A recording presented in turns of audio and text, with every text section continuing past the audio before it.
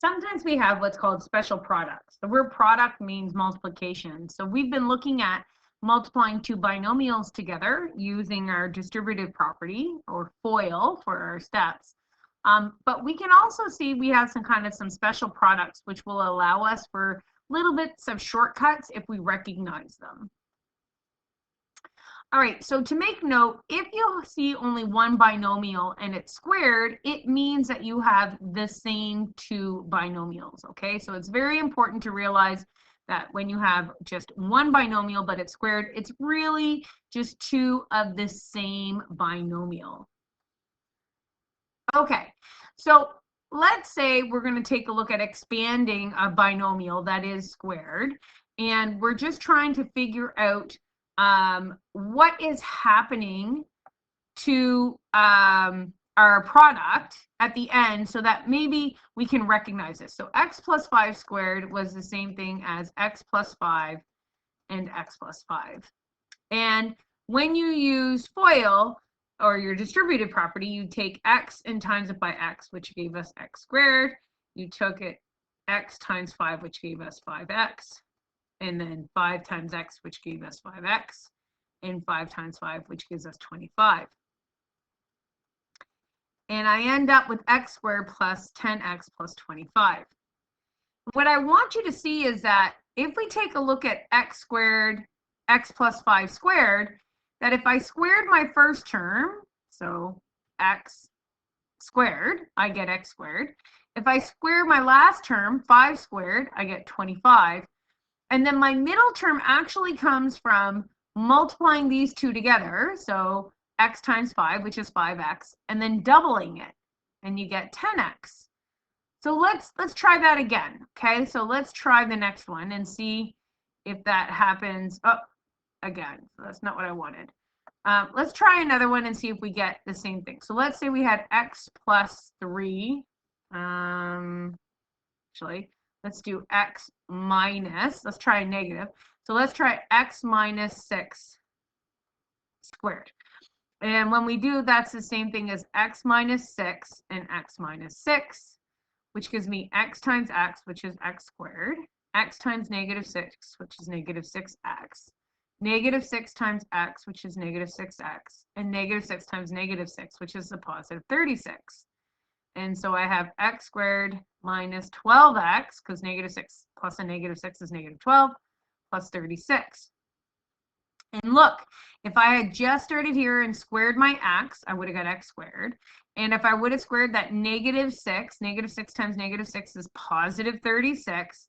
And then if I multiply these two together, x times a negative 6, I get negative 6x, and double it, I get negative 12. So the rule then is going to end up as a squared plus 2ab, because we're going to multiply a and b together and then double it. And then we're going to square the b. So this ends up being our rule for when we have one binomial squared. Now, you don't always have to remember this rule. If you want to just write out both of your binomials and use FOIL to expand, that will always work too. This is just kind of like a little shortcut. But the neat thing is that if you recognize it, you're able to kind of go backwards too. So x squared is, if I had x and I squared it, I got x squared.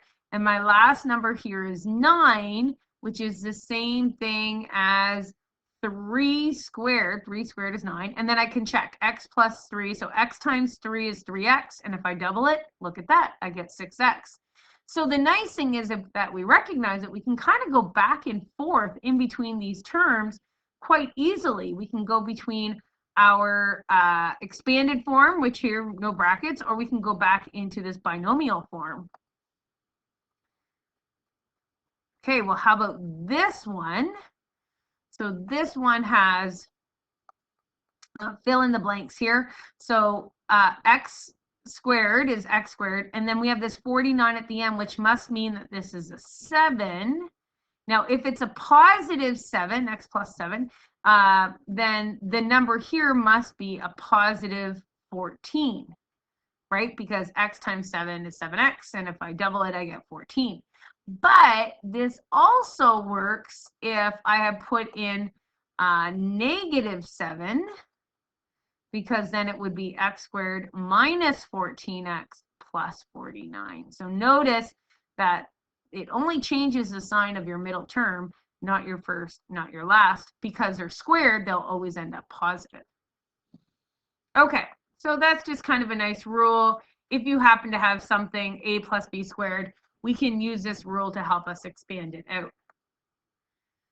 Now, what about if we have the same binomials, we're multiplying the same binomials together, except one is negative and one is positive? Then what happens? So let's give this one a try.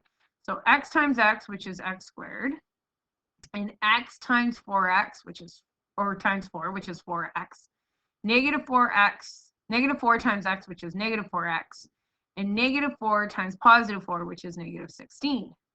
And then if I collect my like terms, I have this plus 4x minus 4x. Well, notice that equals to 0, and I'm just left with x squared minus 16.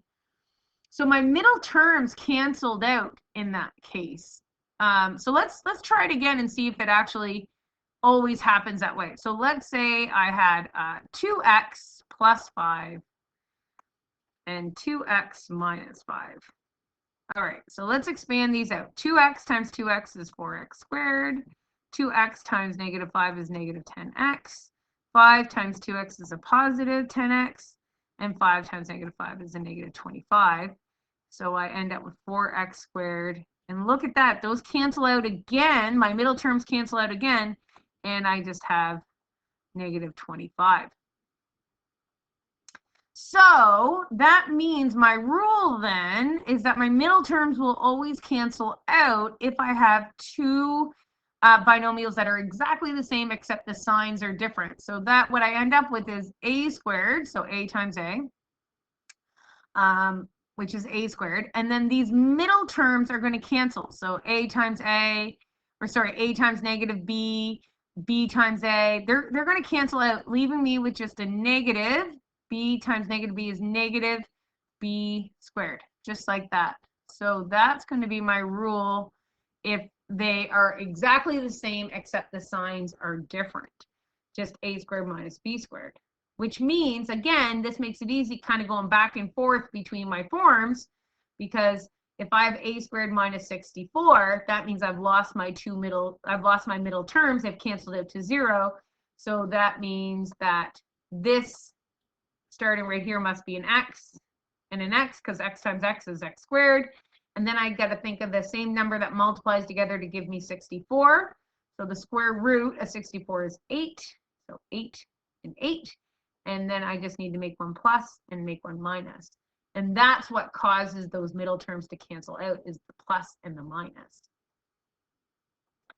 All right, last one.